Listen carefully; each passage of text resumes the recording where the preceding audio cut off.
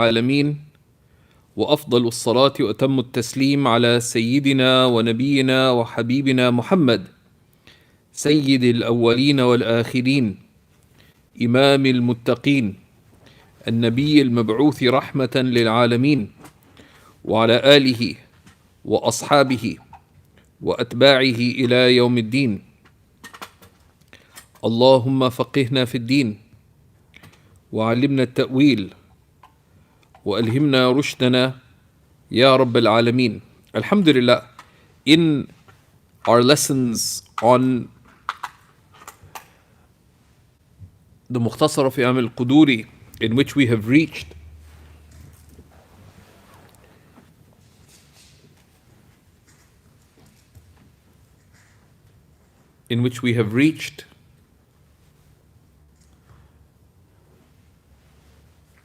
Babu Khiyar al-Aib, Babu Khiyar al-Aib.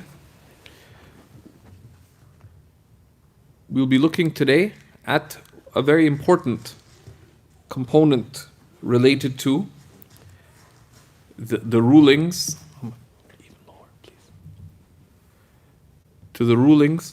of trade. Because the fuqaha are focused on dealing with the rulings themselves. But there's a dimension of ethics that is important to appreciate and be conscious of, and the mere study of the rulings of fiqh on its own is not sufficient from being appreciative of these rulings or these values. Babu Khiyar al-Aib, the option of cancellation due to there being a defect.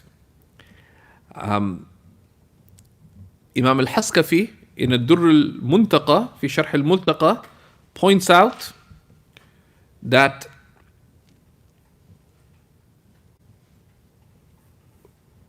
وَكِتْمَانُ الْعَيْبِ كِتْمَانُهُ حَرَامٌ. Right? Concealing a defect in an item of sale is prohibited. Right? So if you're aware of a defect, concealing it is prohibited. Meaning that it's sinful to conceal. You sell something knowing that it has a defect, but you do not inform the other party of the defect. This is haram. Right? So the person is sinful. So diyanatan, religiously, you have to repent. And because it relates to the rights of another, you'd have to ask their forgiveness as well, right? As part of repentance. And he continues, وَيُفَسَّقُ.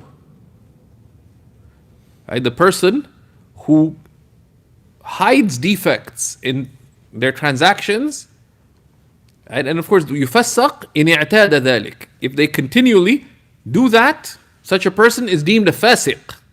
They may pray, fast, give charity and all these things, but in their transaction, they hide the defects of what they transact in.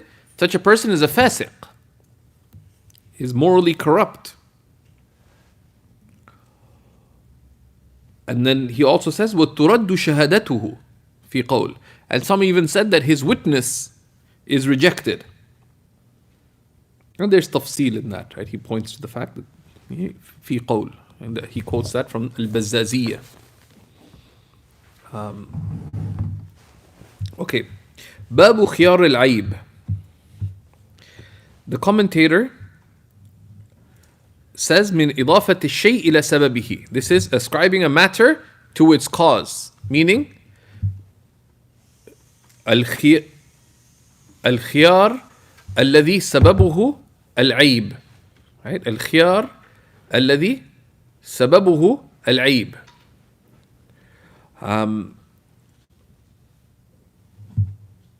The option of cancellation that arises due to there being a blemish in the item of sale.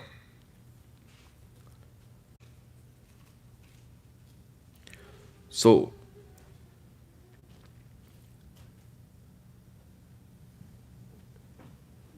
the commentator explains that al-ayb. Where's your copy? Here, the copy of the book. The Lubab.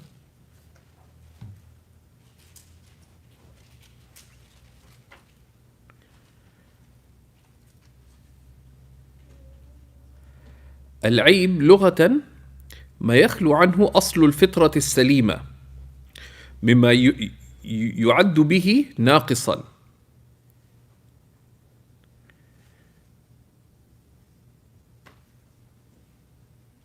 The عيب is that which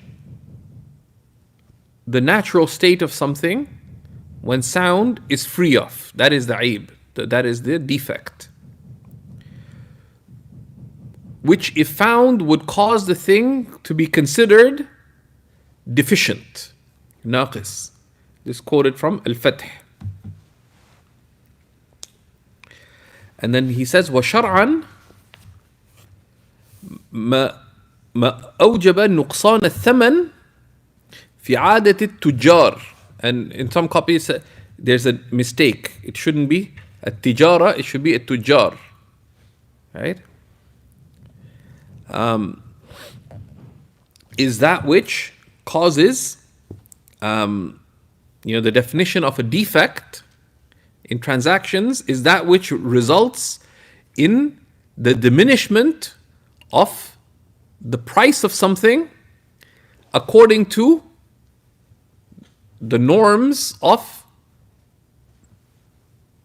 the tujjar, of the traders, of those who trade in that thing. Of course, he mentions thaman here, the price, but as mentioned in Hashir ibn Abdin, it's actually al-qima, because there's two related concepts.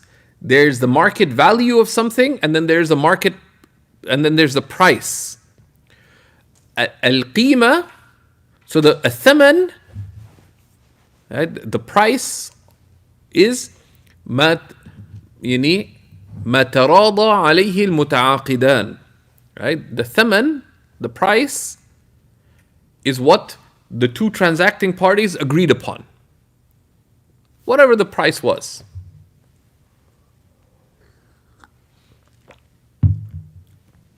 Whereas the qima is ما يقوم به الشيء. يعني عند التجار أو في السوق is the market value of something is the price ascribed to it in the marketplace, right, by those who transact in that thing. Why? Because something could be sold for more than the market value or less than the market value, right? So the qima is the market value of something. The price is what they agreed upon. It could be the same, it could be different, right? And we'll see in in the next chapter, which is on al-bay' al-fasid, the corrupt transaction, why this is significant.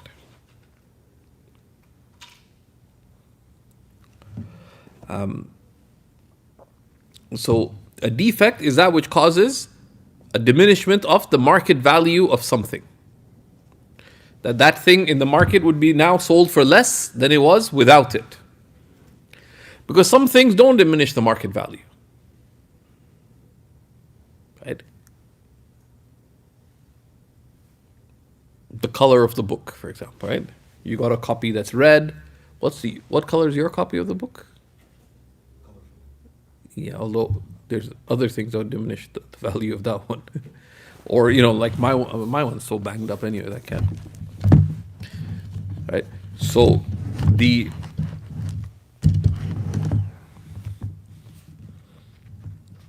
and in the Majalla, item 336, he says, البيع المطلق يقتضي السلامة المبيع من العيوب. An unconditioned sale entails it being free of defects. If I sell you this mic for $100,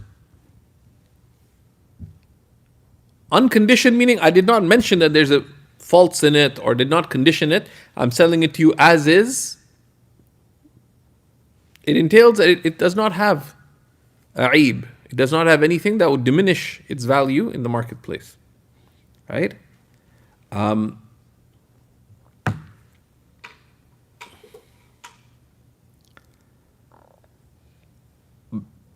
Because an item of sale being free of defects is a wasfun matlub, is a quality that is sought. Right?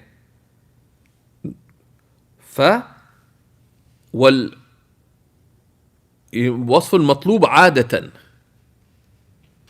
Right? وعرفا والمطلوب عادة كالمشروط شرطا. And something that is customarily sought, it's as if legally, is as if contractually stipulated. Right? So it's something you bought something, the fact that it's sound is expected. So it's as if it was stipulated. Right? And this is quoted from this in the commentary on the Majalla. This is mentioned from Majma' al-Abhur. Majma' al-Anhur, sorry. Okay. So you can look at item 336 of the Majalla. The option, some options need to be stipulated, right? Such as khiyaru shart. Right? The option to cancel needs to be stipulated. But khiyaru al-aib, the option to cancel due to defect, does not require stipulation. Number two, there's لا يتوقت. There's no time limit for it. Even if you discovered the fault much later, as long as you can establish that it existed with the seller, it's not time limited.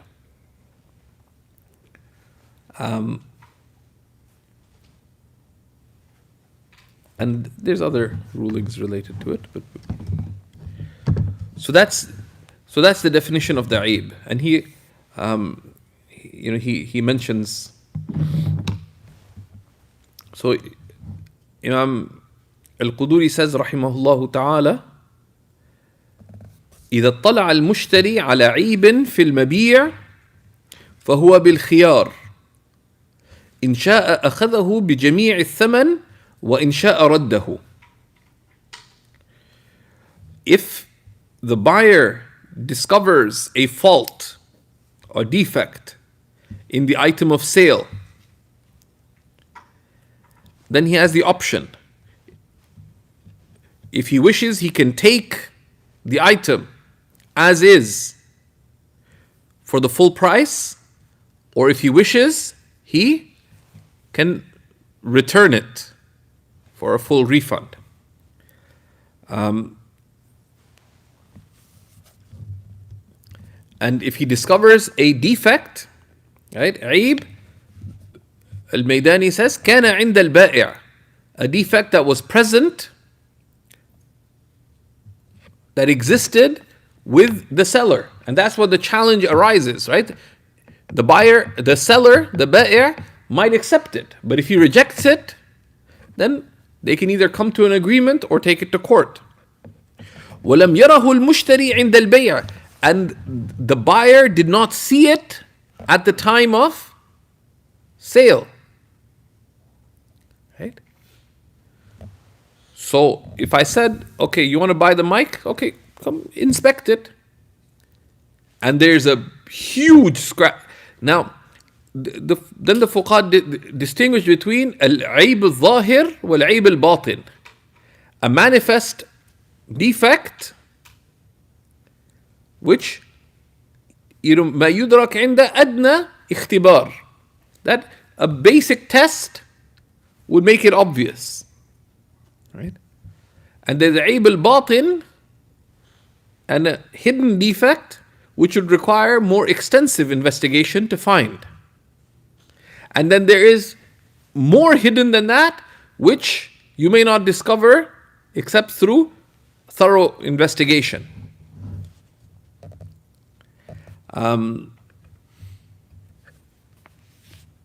Because if you saw the defect and it's a clear defect, if the buyer saw the aib and it's a clear aib, then he doesn't have the right of return. But it is recommended, right? So it's haram to hide a defect. But even upon inspection, because you could say, here it is, check it out. But even if the aib should be clear, because the person may not know about those things, it is min al-nush, is bayanul aib. If the aib is hidden, it's obligatory to make it known. But even if it's evident, it's recommended to make it clear.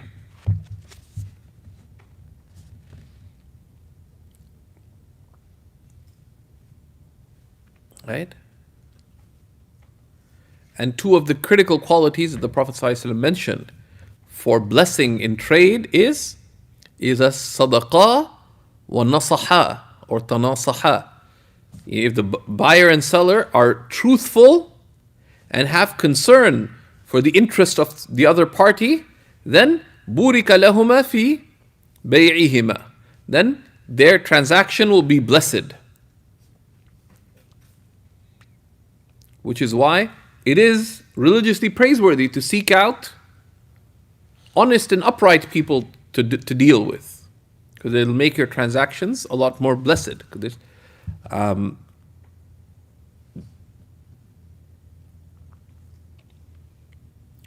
And to safeguard your worldly rights too, of course.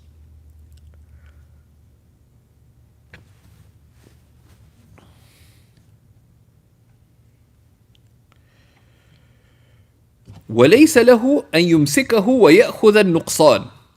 But it is not the right of the buyer to keep the item of sale and to demand the loss in value. Why? Because of the principle that we've already seen, لأن الأوصاف لا يقابلها شيء من الثمن. Because qualities, awsaf, you cannot ascribe a material price, a transactional price to them. So, unless إلا أن يرضى به البائع, unless the seller agrees to it.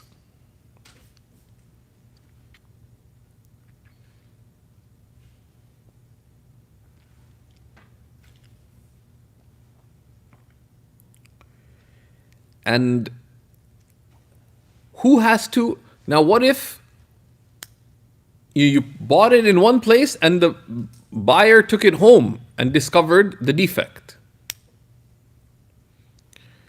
Right? Or I bought something in Istanbul, I came back to Toronto, I discovered a defect. Right? مؤنة الرد على المشتري. The cost of returning the item to the place where the transaction took place is upon the buyer. This is mentioned by Hashid ibn Abdin. Right? وسلمه لبائعه في موضع العقد لأن مؤنة الرد على المشتري. When you're returning it to where you bought the thing from is by default upon the buyer.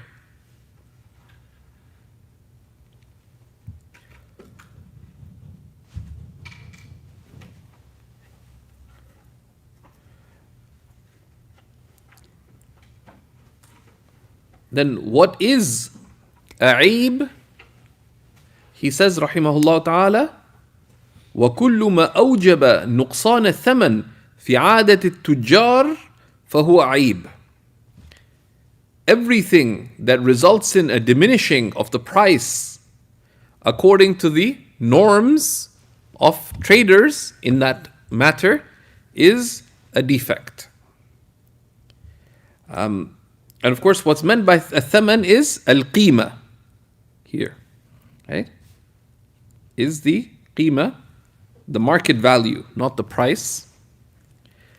Ibn Abdin makes clear anything that causes a diminishment in the price, he says, وَلَوْ يَسِيرًا, even if a little bit. Because the sign of the defect being harmful is the price going down. That's an objective standard.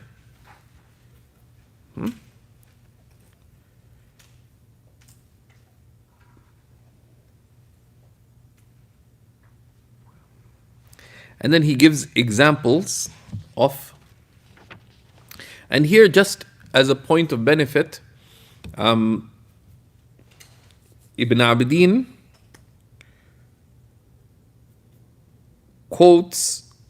comes up with a tahqiq on this point.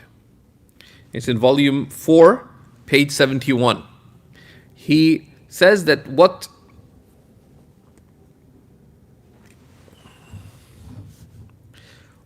is mentioned in the work, in the mutun, etc., here is a general criteria.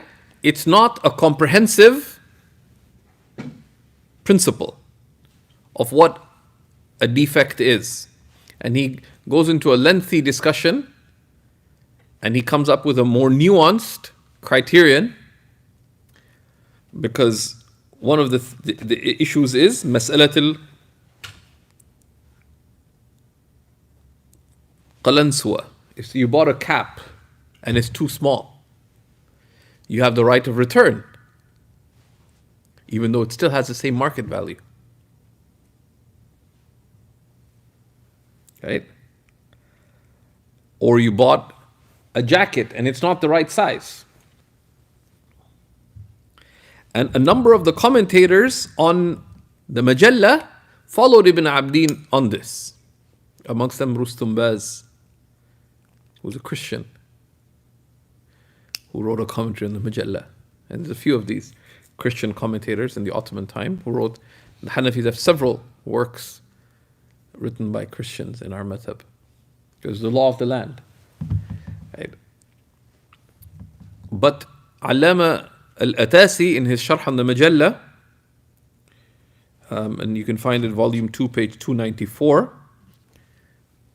disagrees. And he shows that Ibn Abidin rahimahullah ta'ala joined between two separate issues into one.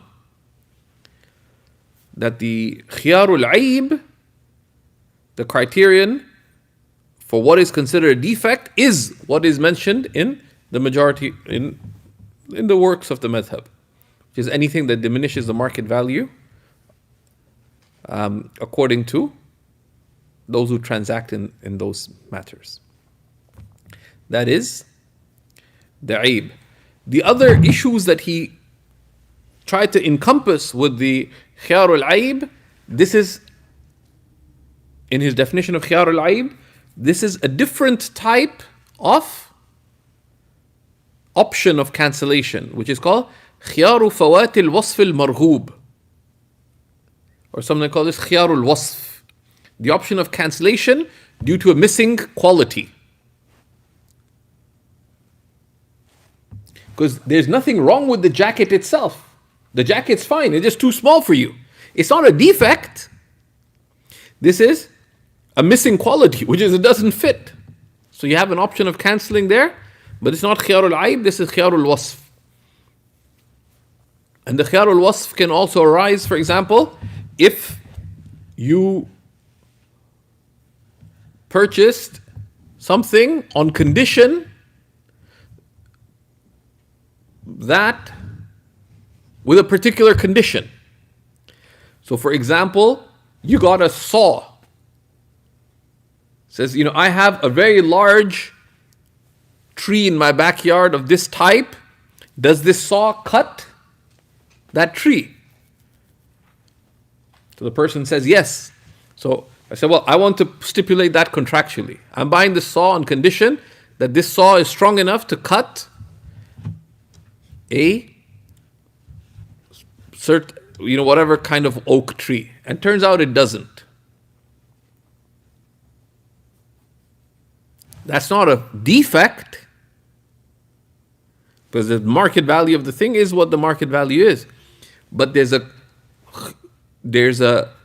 called خيار فوات الوصف المرغوب عادة. That's the whole title. Is the option that arises due to a quality that is typically sought after, or that you contractually stipulated that you were seeking.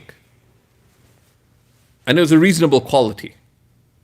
Right? If you stipulated that you're buying a cow on condition that the cow jump over the moon. The sale's valid, the condition that it jump over the moon is lahu. Or that the cow should say moo at the beginning of every hour. That's lahu, that's not of consideration. Anyways.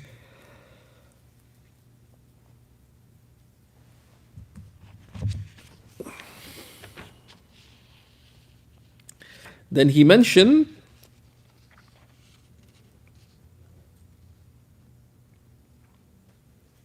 a bunch of uyub. So he says, وَالْإِبَاقُ وَالْبَوْلُ فِي الْفِرَاشِ وَالسَّرِقَةُ عِيبٌ فِي الصَّغِيرِ. Ibaq, for a slave to run away, or a child to urinate in bed, and theft are a defect in a child. ما لم يبلغ, as long as they don't hit puberty. فإذا بلغ فليس بعيب حتى يعوده بعد البلوغ.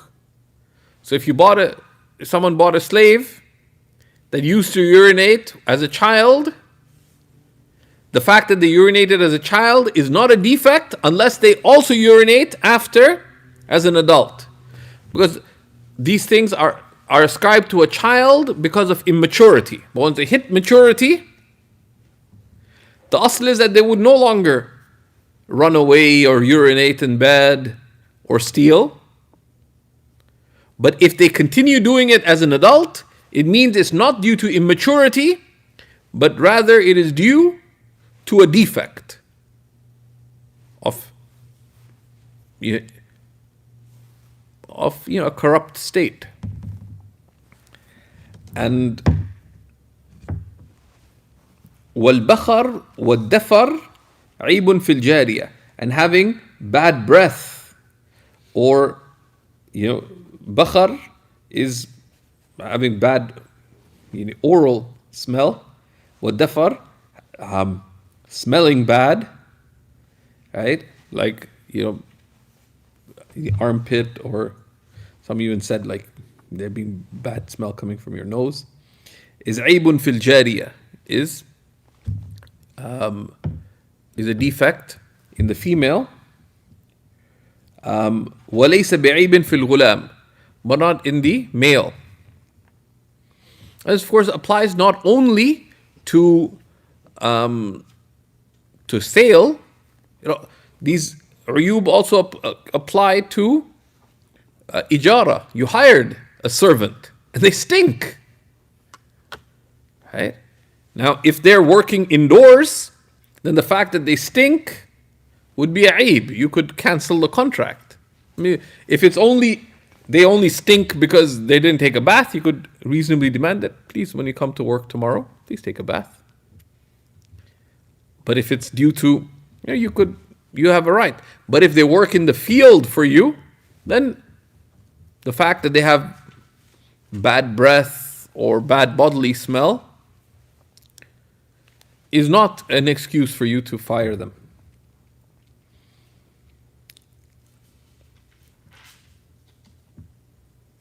إلا أن يكون من داء, unless it's due to some kind of disease. والزنا وولد الزنا عيب في الجارية دون الغلام. And engaging in zina and being born of zina is a aib in the female, not in the male. Unless they engage in so much zina that's a source of notoriety for their master. نسأل الله العافية.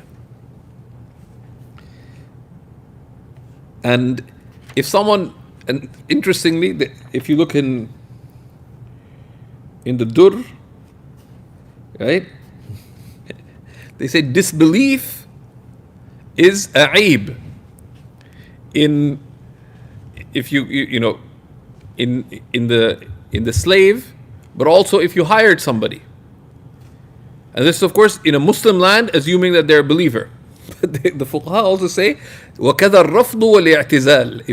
If you hired somebody and they turn out to be Rafidi or a Mu'tazilite, said because a person of Ahl Sunnah would want to keep a polite distance. But this would also return to social context. It's not an absolute.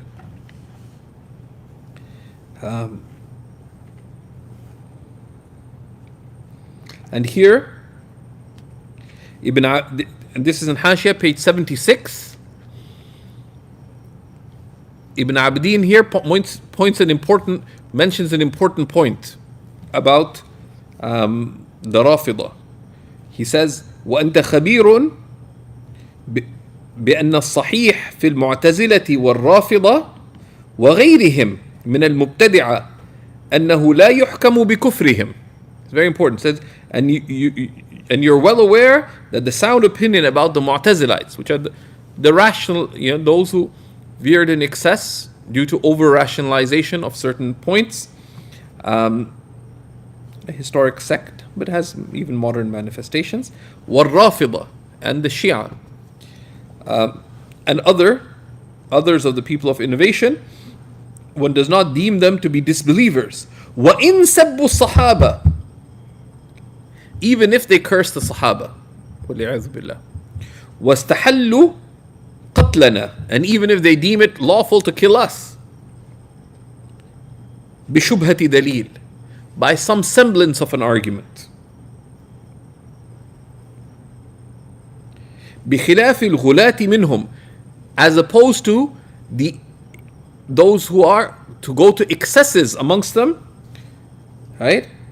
القائلين بنبوة علي, of those who affirm prophethood for Sayyidina Ali, which is some deviated sects of the Shia sect, right? والقاذفين للصديقة, and those who accuse Sayyidah Aisha falsely. You can find this Hashiyat ibn Adin, volume 4, page 76. It's also important. This is why sometimes you find, this is in the chapter on Khiyar al-Aib, but you find something related to the ruling on the Shia, that we do not affirm their disbelief. So the same issue is discussed, half a dozen different places in Hashiyat ibn Adin. Anyways.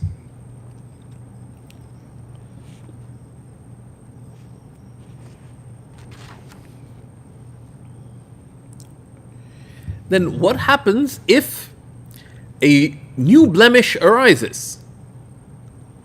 So there's already a blemish. So you bought the microphone and it had a fault. But then a new defect arose after purchase. So what do you do? Because if you were to return it now, because the buyer is in a state of harm because he's acquired something that had, and this is called aibun qadim, an old defect, a defect that was present with the seller. But then a new defect has arisen with the buyer. So if it's returned to the seller would have to take on a harm. So how do you juggle with this? There's a few scenarios. So he'll explain. وَإِذَا حَدَثَ عِنْدَ الْمُشْتَرِ عَيْبٌ, right?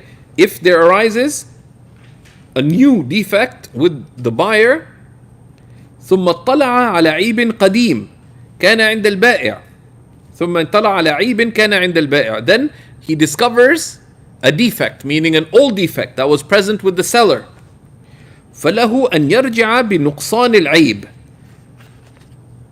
Here, فَلَهُ أي يحق له, the buyer has the right to go back to the seller, to the ba'i', بنقصان العيب, with the diminishment of value that arises due to the defect.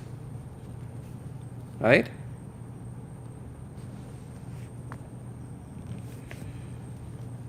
ولا يرد المبيع, and one cannot, and it's not his right to demand a refund unless the buyer agrees. إلا أن يرضى البائع.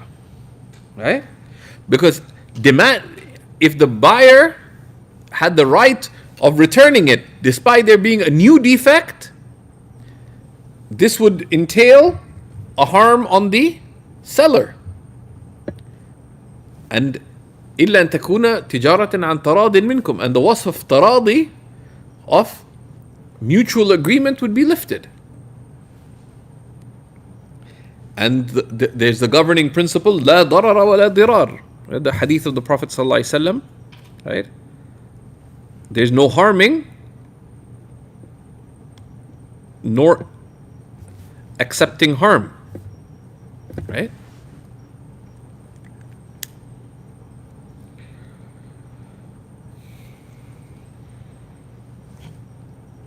إلا أن يرضى البائع أن يأخذه بعيبه, unless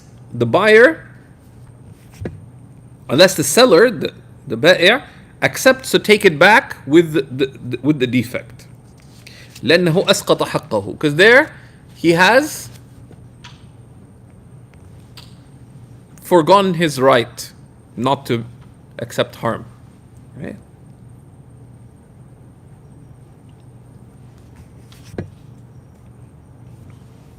But the seller, demanding this, sort of forcing the buyer, forcing the seller to accept the refund, and many people do this in transactions. They'll be very aggressive, and the other person agreed, but reluctantly, where they did not have to agree. One thing is to make an aggressive sale. Right?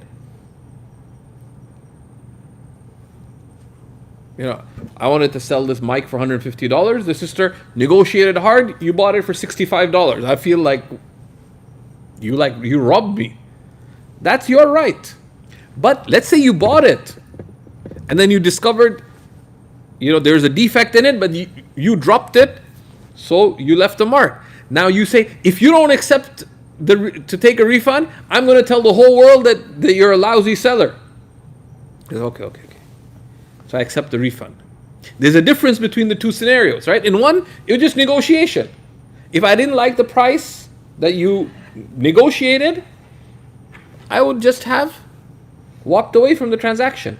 That kind of aggressive negotiation is not makruh. But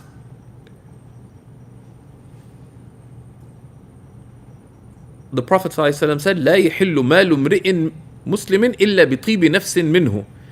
The wealth of another is not permitted except with their willful acceptance.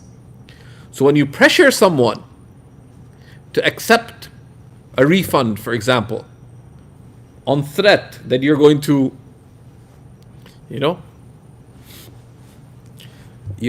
wrongfully, name and shame them, give them a bad review unreasonably, etc. So sometimes a bad review is permissible. Right? Now, if it's just incidental once, right, then it'd be recommended not to give a bad review, seeking good for the other party. But if it's something flagrantly bad or ongoing, then a bad review, you may be rewarded for it. Why? To caution other people, intending that the person improve their service. It'd be in itself superior just to advise them directly, but there's a consideration to tell other people, right? But it needs some thought. The default is satr. Man satara musliman satarahu Allah fi dunya al-akhirah. Whoever conceals the faults of another, Allah conceals their faults on this life and the next. But there's a consideration in bad reviews between a satr wa nusх. right?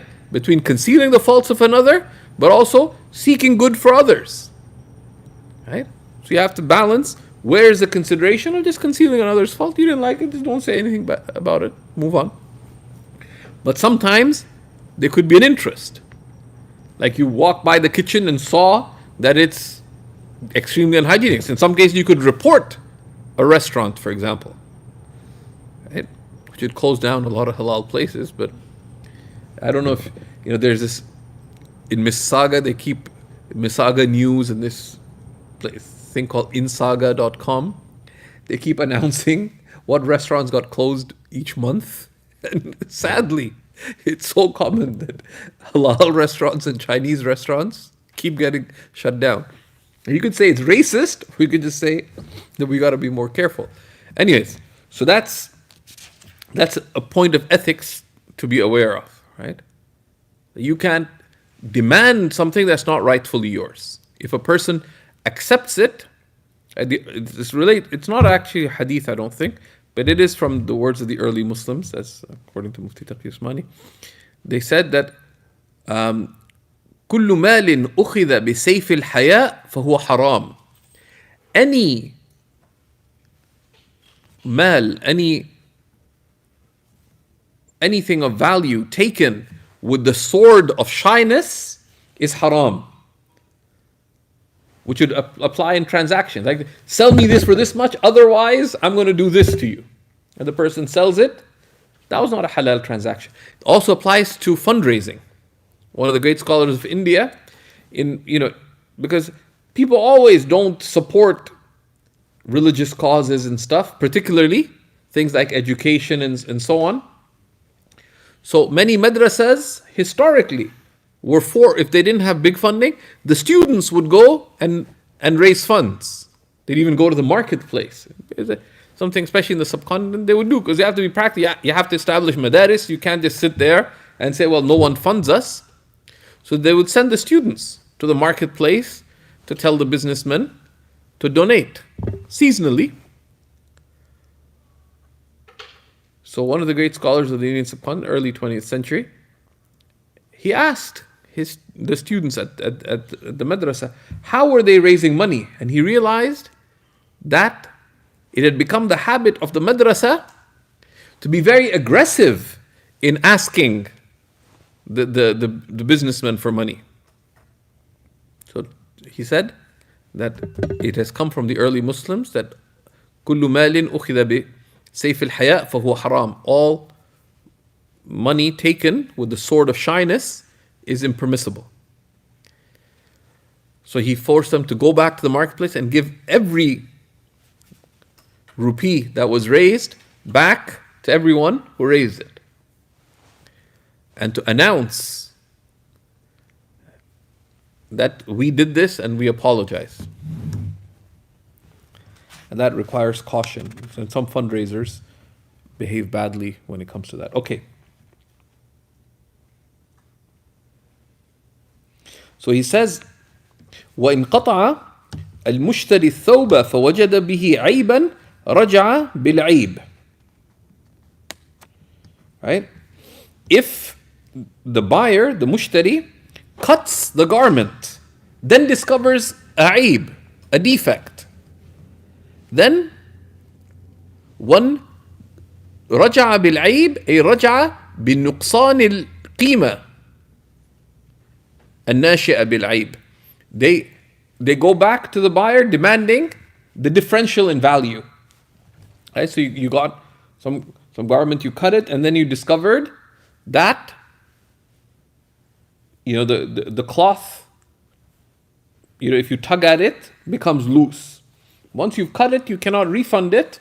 Rather, you would seek the diminishment in value, which either the two parties agree to, or they get an arbitrator, or they take it to court.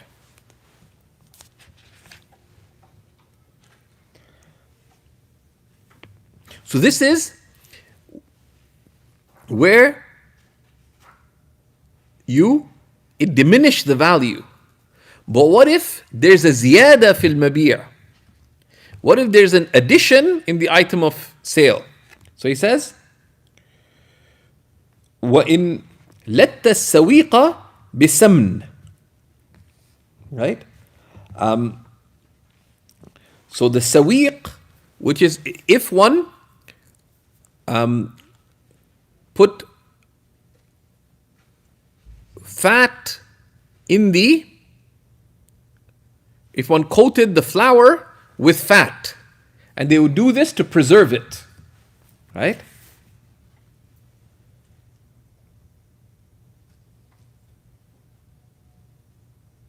ثم اطلع على عيب رجع بنقصانه.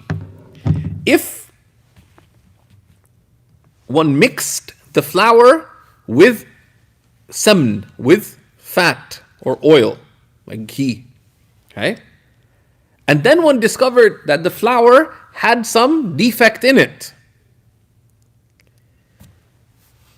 Then you go back with the diminishment in value. وَلَيْسَ لِلْبَائِعِ أَنْ يَأْخُذَهُ. In this case, the buyer does not have the right to take it back. Why? Because it resembles riba. Right? Meaning, وَلَوْ رَضِيَ بِالْعَيْبِ الْحَادِثِ. Right? Even if one accepts the blemish. And you can see this, Majalla item 340. Why? Because it's as if, at the end of it, it's as if the seller gave some wheat and then took back wheat plus the saman, the ghee. So that's like riba. Right? So he could not accept it, even if both parties agree, because it has the meaning of riba. And that's why it's so important that something seems fine. But as they mention, as Sayyidina Umar ibn al-Khattab said, that لا يدخل سوقنا من لم يتفقه في ديننا. No one may enter our marketplace if they've not gained understanding of our religion. فإنه يقع في الربا شاء أم أبى. Otherwise they'll fall into riba if they want to or not. This is an example. And even though both parties agree, taking that back in that situation would have the meaning of riba, and the refund would be valid, but both parties would have incurred sin. And similarly, and we'll be coming to al-bay' al-fasid, they say al-bay' al-fasid fi hukm al-riba. All corrupt transactions are akin to riba. Right?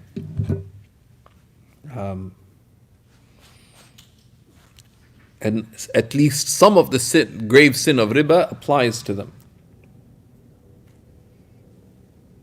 Okay. ومن اشترى عبدا فأعتقه أو مات ثم اطلع على عيب رجع بنقصانه. Whoever buys a slave and then frees the slave, or the slave died, then one discovers a defect, one still has the right to demand the diminishment in value, if they wish.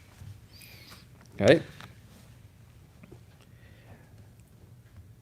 فإن قتل المشتري العبد, but if the buyer, the mushtari, killed the slave, of course, which is a major sin like any other, أو كان طعاما فأكله. Of course, not the abd was طعام. أو كان المبيع طعاما. Right? Or the item of sale, not the slave, was food, and the buyer ate the mabi'a, not the slave, of course. لم يرجع عليه بشيء. In that case, the buyer has no right of diminishment of value. Right?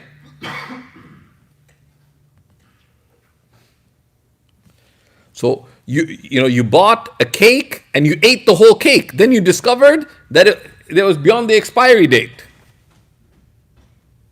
You ate it, خلاص, there's no refund. وقال أبو يوسف ومحمد يرجع.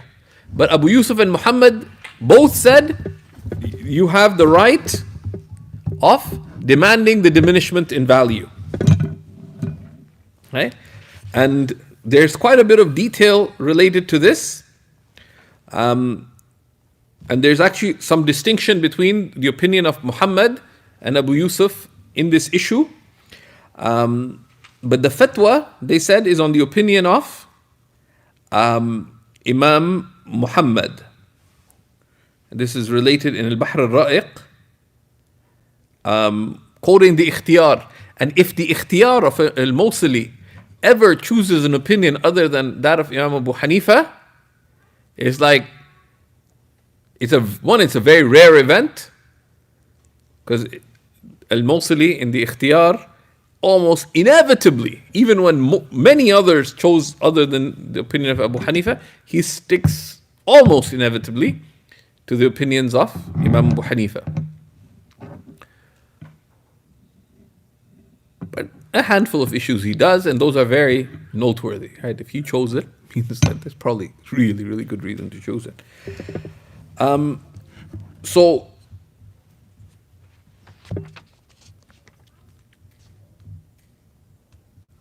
and you can find detail in this in the Majalla, items 354 and 355. Right? Related to going back on this.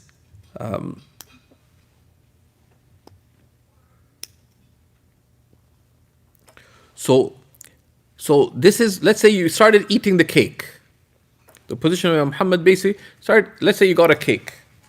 Started eating it, then you realized that the cake is stale because it's expired. Then you can refund the cake, except for the amount that you already ate, and demand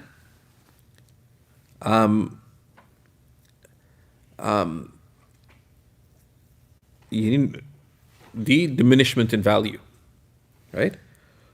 So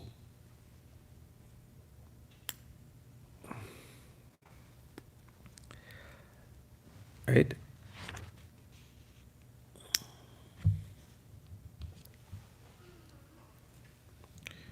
And you can see the item.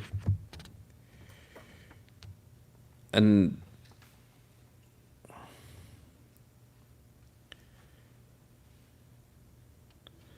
likewise,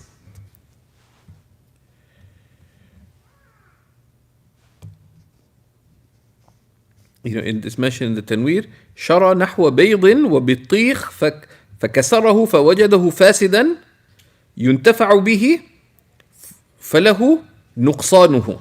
If one bought an egg and broke it and found it to be fasid, right? Not to be sound, or you bought a watermelon and inside it was rotten or something, if it's still considered to have material value, even if it be to feed animals or something, then you can demand the diminishment of value, because you can't refund the broken egg. But if it still has value, right, but it could be used as animal feed or something, then فَلَهُ نُقْصَانُهُ وَإِن لَمْ يُنْتَفَعْ بِهِ أَصْلًا. But if it's such that there's no benefit to it, right, such that it could not even be given to animals or anything, it has zero market value, then one can demand a full refund. فَلَهُ كُلُّ الثَّمَنِ. Because in that case, the item of sale was not of material value. لِبُطْلَانِ الْبَيْعِ. This is Hashiyah, Hashiyah ibn Abdin, volume 4, page 85.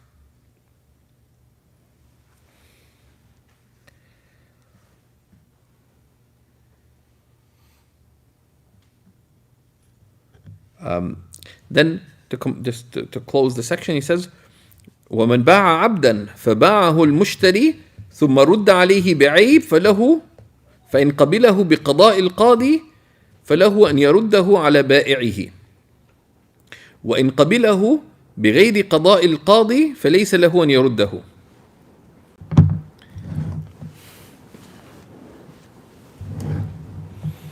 Okay. من باع عبدا, whoever sells a slave. And then the buyer sells it to a third party. So A sold the slave to B, and B sold it to C. And then it was returned to him, meaning to B, due to a defect.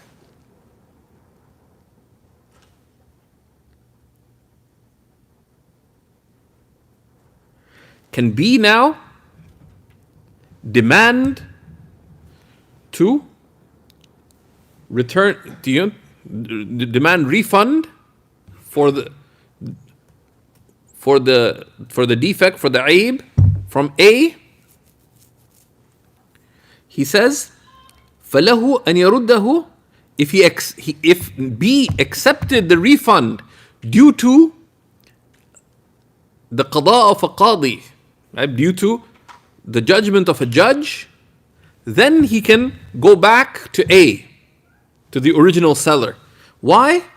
Because qada al-qadi faskhun min aslihi. Because, A sold to B, B sold to C. C discovered there's a defect, so he demanded return to B. If B accepted it due to a legal judgment in court, then what the court judgment is akin to that transaction between B and C being annulled. So because the transaction between B and C was annulled, then B can now go back to A, because the defect existed with number A. However, when B sold the item, right? Selling an item entails accepting how it is, right? So the sister here bought the mic from me. It's got a defect, and then you went and sold it. The act of selling something is accepting the item as it is, and then now you're selling it on, right? But if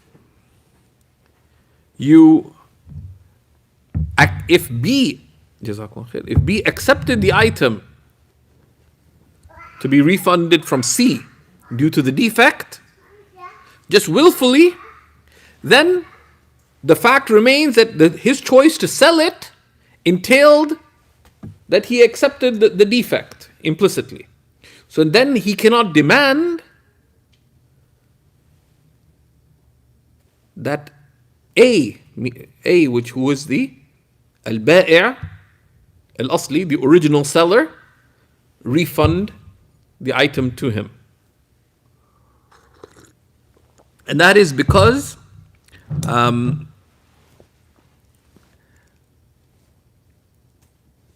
the khiyarul aib,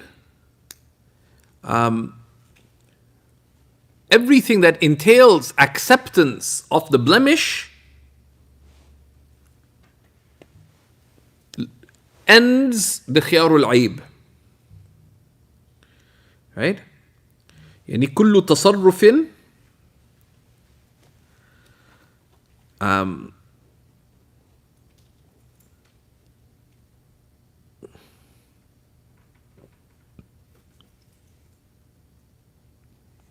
so once you've seen the blemish, the defect, and then you use it in the way that an owner uses something, entails implicitly. So let's say you bought the mic from me for the aggressive price.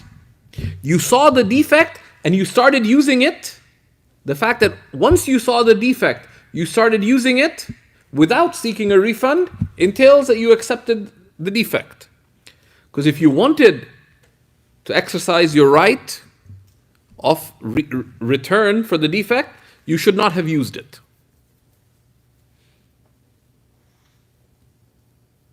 That's the option of cancellation due to defect, as opposed to a return policy. A return policy is a condition in the contract. It is not the option of cancellation due to defect. And amongst the things that is considered accepting the defect is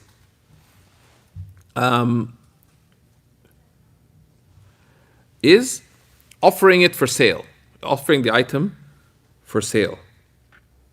And you can see details of this in the Hashid ibn Abdin, volume 4, page 90. Okay. So that's a section on the option of defect. And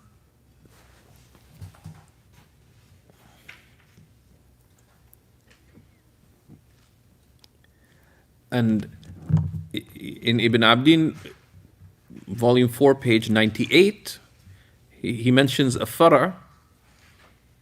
Actually, it's in the Dur al-Mukhtar, but in Hashd al-Abdin you can find it, volume 4, page 98. He says, لا يحل كتمان العيب في مبيع أو ثمن. It is not permissible to hide a defect in the item of sale or in the price.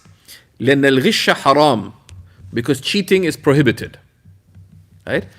So here, concealing defects is considered to be from deception, ghish. And the Prophet ﷺ, of course, and they mentioned this ta'leel. And what did the Prophet ﷺ say about ghish?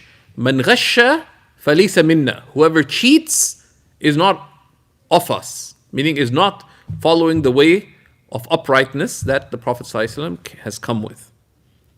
Right? So this is this is an important component related to Ayub. وصلى الله على سيدنا محمد وعلى آله وصحبه وسلم. Then he says باب البيع الفاسد. This is one of the most important chapters in فقه المعاملات. So please do prepare well for it. بإذن الله. And the بيع الفاسد is a sin, right? And Hashid ibn Abdin, volume 4, page 29, right? He mentions, وَهُوَ مَعْصِيَةٌ يَجْبُ رَفْعُهَا. It's a sin that it is obligatory to lift. And we'll see how the sin of entering into a corrupt transaction is lifted, either by cancellation or correction. Right? وصلى الله على سيدنا محمد وعلى آله وسلم والحمد لله رب العالمين. Yes. There is.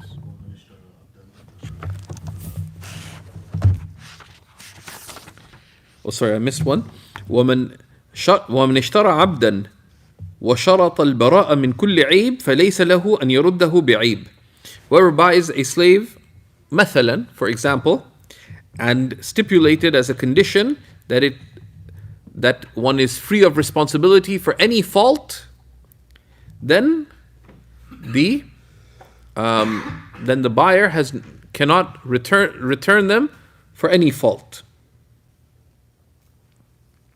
وَإِن لَمْ يُسَمِّ الْعُيُوبَ وَلَمْ يَعُدَّهَا. Even if one did not name nor enumerated the defects. Right?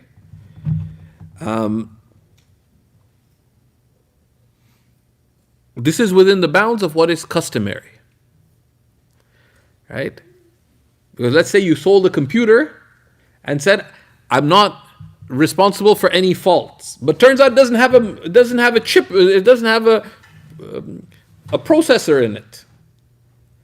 Right? That's not considered defect. That's considered to be fawatul maqsood. Right? And you've vitiated the purpose, because without a processor, it's not considered to be a computer. I'm selling this car as is. Looks good. So you just bought it. Turns out there's no engine in it. Right? So that would not be encompassed by, well, that would not be being free of defects. That's considered to be khiyaru fawatil wasf. Right? That it's missing an essential quality. And that's discussed in the Majalla. Jazakallah khair for pointing that out. Okay.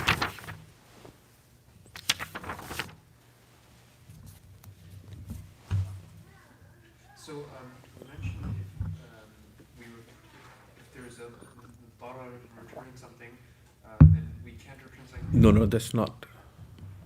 It has on the seller. No, that's not the issue.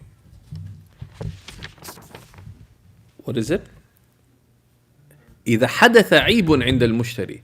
If a new defect arises with the mushtari, there's a harm for the buyer because let's say you sold something that is packaged, right?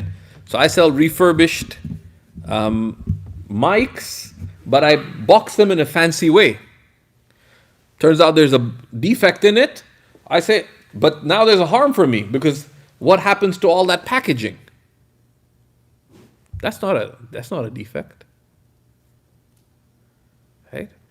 A defect is that which so the condition is if a new defect arises with the seller. So in our times, packaging, you're removing an item from packaging is not considered a aib. And there's laws about this. Because one of the things sellers used to try to do, one of the reasons actually historically fancy packaging came, is that sellers would make the argument that look, we sold the mic with this box and this and that and the plastic wrapping around it. By opening it, the buyer has diminished the value of the item. And that's not accepted. That's not accepted because that's not considered a defect. And that's why there's market laws against that. That's one of the reasons that people package it. And which is why even on things like eBay, if someone's a smart used item seller, they'd package what they sell in fancy ways because it sells for a lot more. One of the brothers often helped me sell off old gadgets and stuff. And you always say, okay, can you find some fancy things to add with it? Because it'll sell for more. But the condition is not that there's harm in returning it to the buyer, but so there was a عيب قديم. العيب القديم ما وجد عند البائع. Right? There's an old defect, which is a defect found with the original seller, which the buyer, the mushtari, wasn't aware of. Then, before the buyer, the mushtari, discovering the old defect, a new defect arose. There's a aib jadid with the buyer. Then he discovered the old defect. So can he go back to the seller with the defect or not? That's where the tafsil arises. So the issues here, you could diagram them in a simple decision tree. The types of uyub, if someone's interested, the majalla breaks them down. Because the aib, so what's the aib jadid, what's the aib al-qadim? And the aib can be bin nuqsan or bin ziyada. And then the ziyada can be muttasila or munfasila. And the munfasila can be mutawallida or ghayr mutawallida. Like there's a whole breaking down of it, but we don't need to go into that. Right? But it's there in the majalla. And the majalla is a gem. And one can really benefit from it. People don't teach it because once one knows the fiqh, things like that are based on himma and effort to read and research. But the majalla is so ridiculously clear in its own vocabulary but one needs to confirm what one gets of details from that because not everything is necessarily relied upon.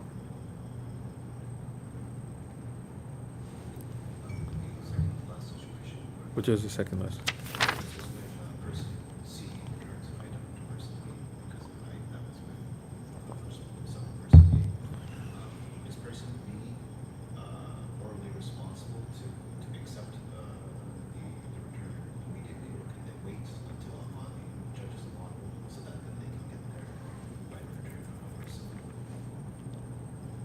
That's a good question.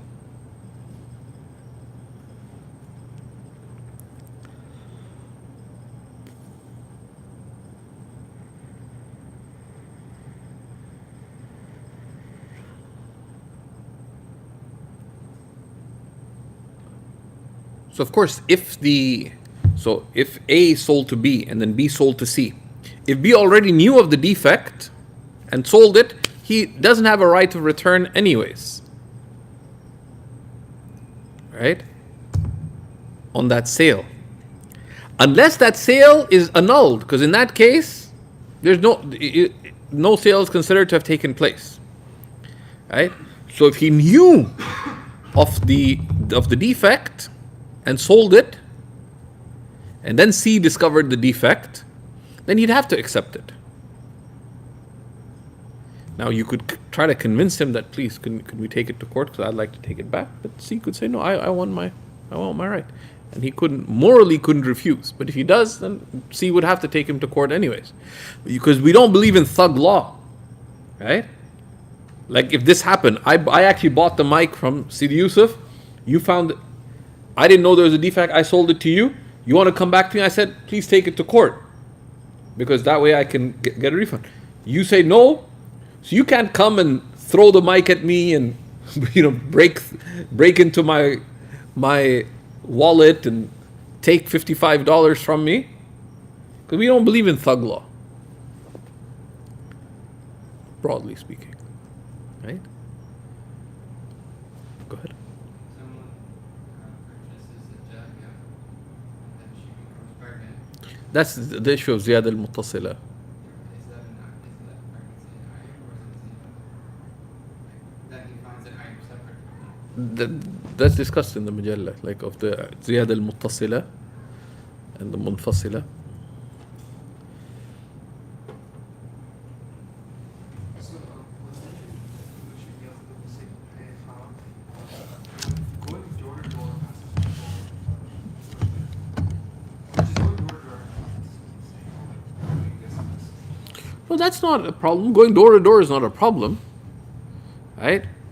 Asking, but there's a balance between asking well, asking convincingly, even insistently, but leaving the willful choice to the person. But it's like I went to a fundraiser at school that my sister used to teach at, and at the fundraiser they actually got the girls, the children, to come out. It's okay. Now the students are to come and sit in the stage. It says, look at your uncles and aunties and make a dua to Allah that, oh Allah, inspire them to give so that we can continue to, And they said, and look at the faces. And I was very offended because my niece was sitting right there. And my sister was sort of supervising the kids on the top floor. But I had to be quiet because I was like, I gave the keynote speech or whatever that fundraiser. I would have normally just walked out. This was disgraceful. I don't want to cause a scene because it's already unexpected that I gave a talk there. And it says, now, my dear brothers and sisters, look at the innocent faces of these young children. Do you want them to go astray? Do you want them to go into the hands of the kuffar? And it's like all over the top, right? And then going one by one. So Brother Zain, and like calling people out, how much can you give to support it? Please stand up. And like Brother Zain stands up and he's like, he's on the spot. So here is Brother Zain. How much do you think he's going? That's completely wrong. Okay?